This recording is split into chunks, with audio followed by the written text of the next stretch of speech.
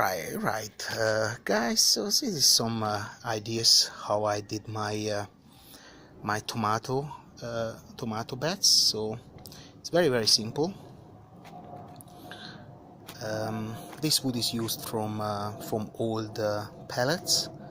I just cut them, and this is how the setup is.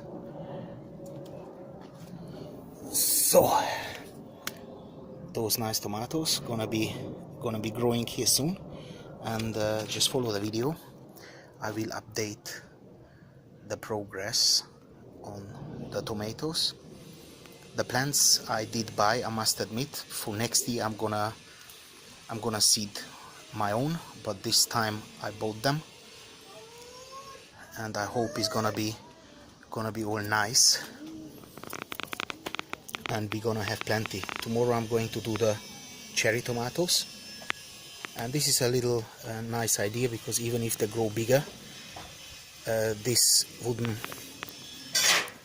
bars will be able to hold quite a bit of weight. So I hope you enjoyed it, and I hope it gave you some ideas for your little garden.